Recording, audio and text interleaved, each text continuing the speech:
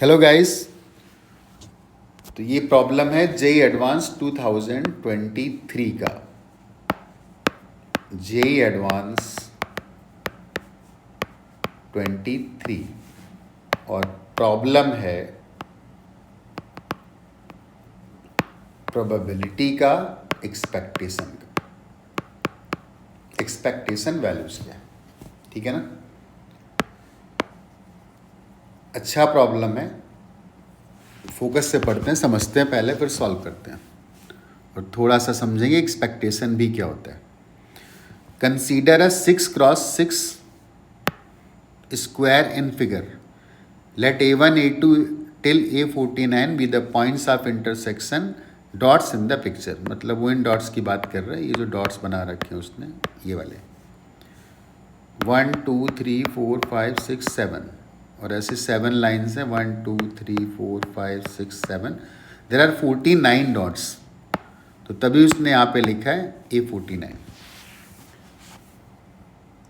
We say that AI and AJ are friends if they are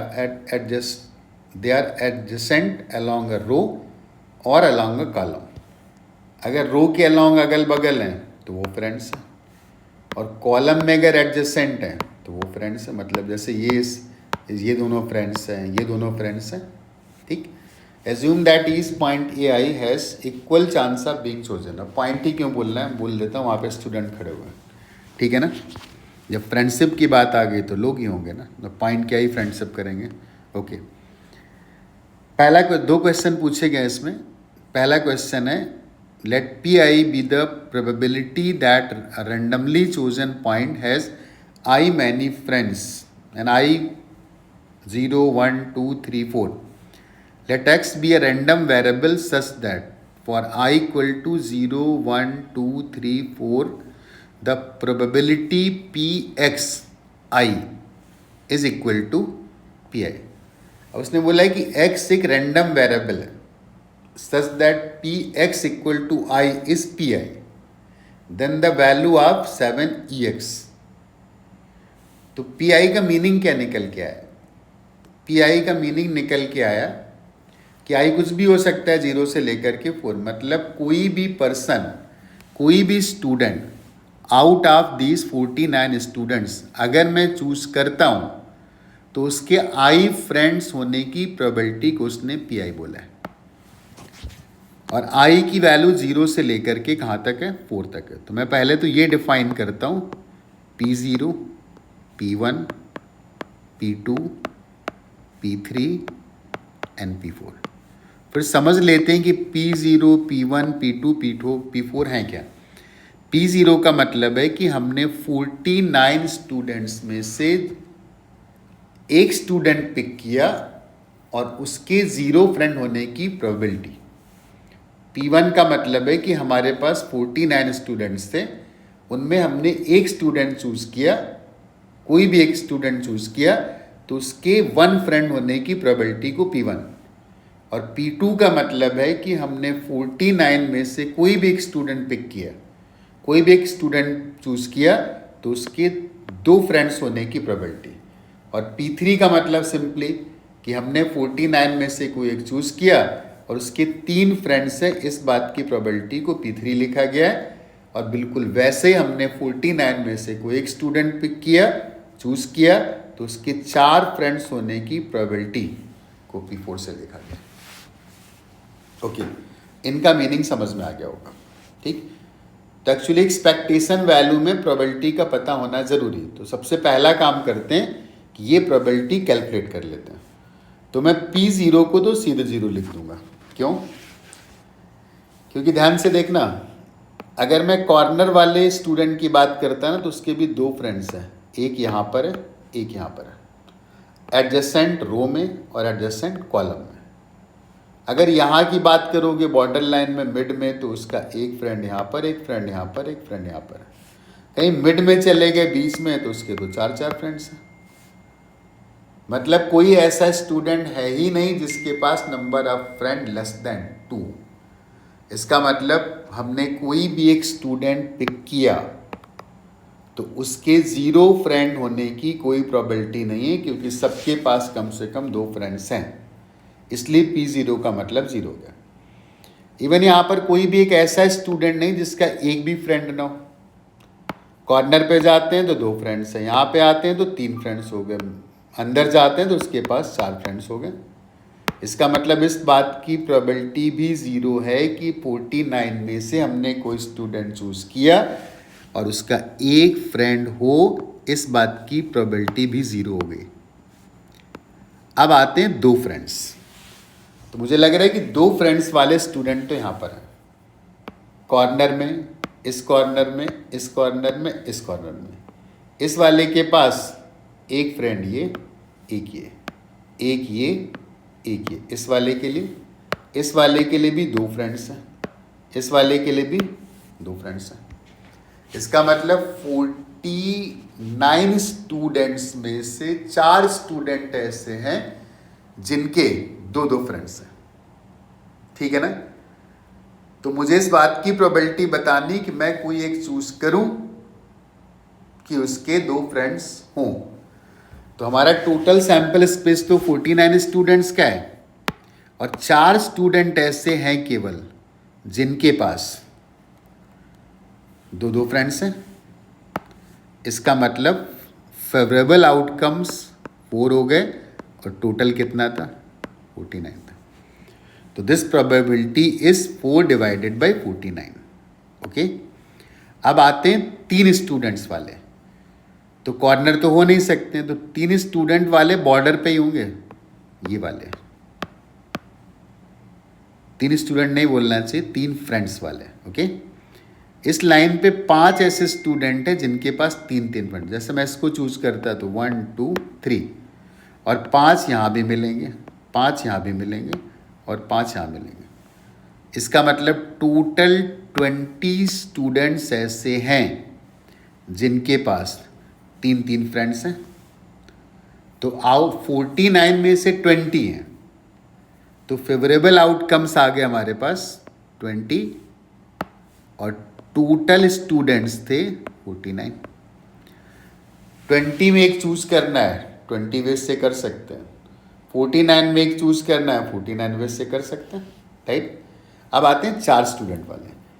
तो border line पे तो कोई 4 वाला मिलेगा नहीं। बॉर्डर लाइन पर या तो 2 फ्रेंड्स वाले स्टूडेंट्स होंगे या 3 वाले होंगे।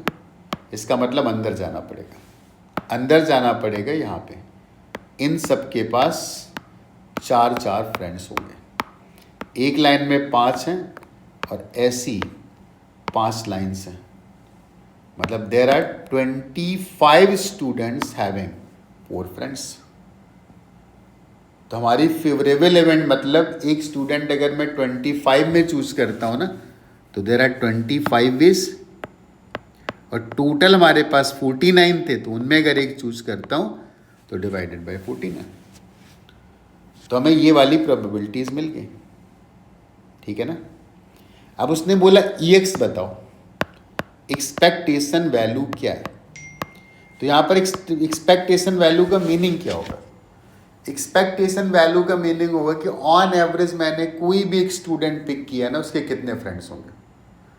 तो एक बात क्लियर है कि किसी के भी 2 से ज़्यादा फ्रेंड्स हैं नहीं, 2 से कम फ्रेंड्स हैं नहीं, और किसी के 4 से ज़्यादा भी नहीं। तो expectation value can not go less than 2 and can not be more than 4।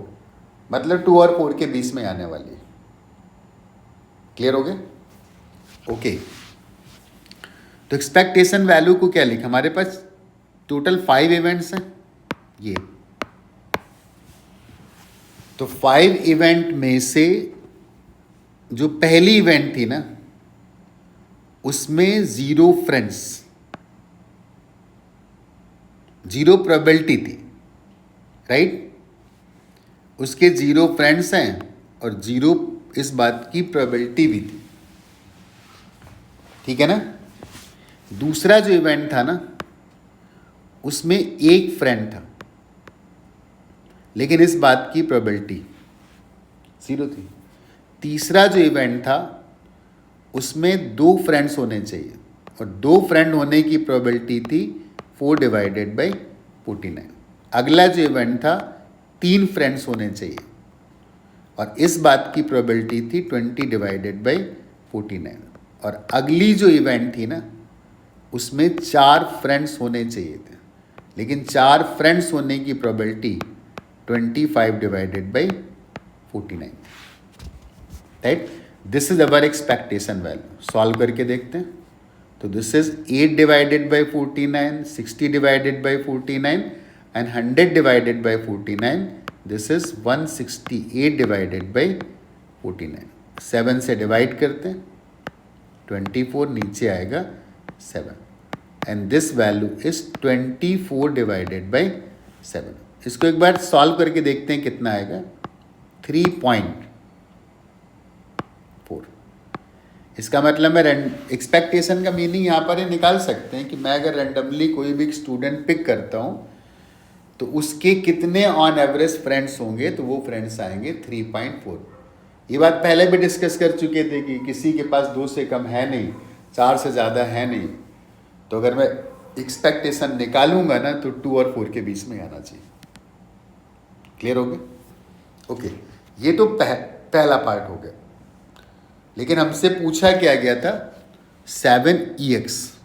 तो EX equal to 24/7, then 7EX is equal to 24 and this is the answer for first part. Actually ये वाला क्वेश्चन हम लोग पहले भी solve कर चुके हैं, लेकिन उसमें सेकेंड पार्ट मिसिंग था, तो ये कंप्लीट हो गया। तो अब क्या करते हैं, सेकेंड पार्ट पे आते हैं, ठीक है ना। इसका काम हो गया, इसको हटा देते हैं।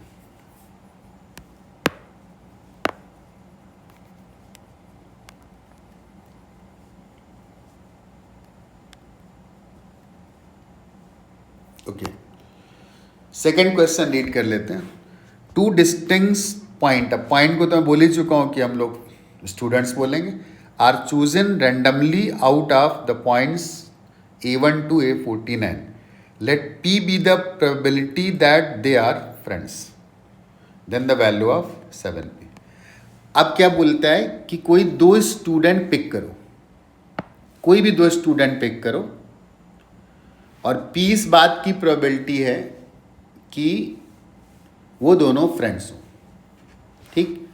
तो हमारे पास टोटल स्टूडेंट थे कितने, 49 थे। तो total ways of choosing 2 students, जिसको उसने डॉट बोला है। तो 49 में से 2 चूज करना है, तो हम 49C2 लिख सकते हैं। 49C2 कितना आएगा, 49C2 will be 49 into 48 divided by 2। This is 49 into 24। These are the total number of ways we can choose 2 students out of 49 students। लेकिन बोलता है कि जो फेवरेबल केसेस होंगे ना वो फ्रेंड्स होने चाहिए। तो फ्रेंड तो तब होंगे ना जब एडजेसेंट होंगे, कॉलम की साइड पर या रो की साइड पर। तो मैं देख लेता हूँ अगल बगल वाले, अगर मैं सबसे पहले डिस्कशन करता कि इसी लाइन पे चेक कर लो, तो अगर ये बनता है तो फ्रेंड्स है, ये दोनों बनते हैं तो फ्रेंड्स है, ये दोनों चूज करते हैं तो फ्रेंड्स है, ये दोनों चूज करते हैं तो फ्रेंड्स है, ये दोनों चूज करते हैं तो फ्रेंड्स है, ये दोनों चूज करते हैं तो फ्रेंड्स है। तो कितने पेयर बन रहे हैं यहाँ पे जो फेवरेबल है। एक तो हमें दिखा 1 2 3 4 5 6। बहुत सिंपली सॉल्व करते हैं तो एक बात बोल सकते हैं कि हम सिर्फ पहली लाइन पे अलोंग द रो 6 ऐसे पेयर बना सकते हैं कि जो आपस में 6 तरीके से 2 स्टूडेंट चूज कर सकते हैं जो आपस में फ्रेंड्स हैं। और ऐसी कितनी लाइन्स हैं, 2 3 4 5 6 7। और हर लाइन पर हम 6 तरीके से 2 स्टूडेंट ले सकते हैं। तो टोटल आ गया कितना, 6 into 7। इतने तरीके से मैं 2 स्टूडेंट एक ही लाइन में काउंट कर सकता हूं जो फ्रेंड्स हैं। ये काम लोग ऐसे भी कर सकते हैं, ये दोनों भी तो फ्रेंड्स थे, ये दोनों भी फ्रेंड्स थे, ये दोनों भी फ्रेंड्स थे, ये दोनों भी फ्रेंड्स थे, ये दोनों भी फ्रेंड्स थे, और ये वाले भी दोनों। 1 2 3 4 5 6।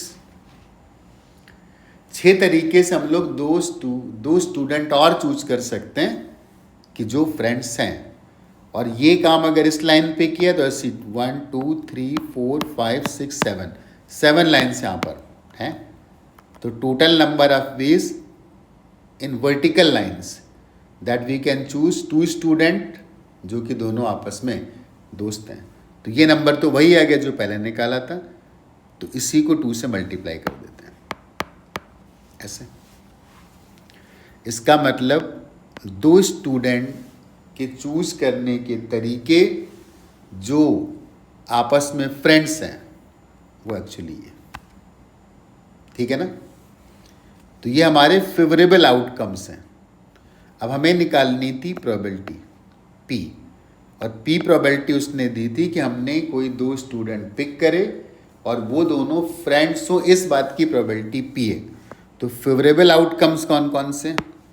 फेवरेबल आउटकम्स का नंबर है 6 × 7 × 2, और total ways of choosing 2 students out of 49 वो हम पहले से कैलकुलेट कर चुके हैं। 49 × 24। कुछ कैंसिलेशन हो रहा है तो वो कर लेते हैं। 7 से कैंसिल करेंगे 7 आएगा, 6 से कैंसिल करेंगे 4 आएगा, 2 से कैंसिल करोगे 2 आएगा, एंड दिस इज 1 / 7 × 2। और हमसे उसने पूछा क्या है? Find 7p। तो 7p की वैल्यू कितनी आ गई? Half, and half will be our answer. I hope you enjoyed the lecture.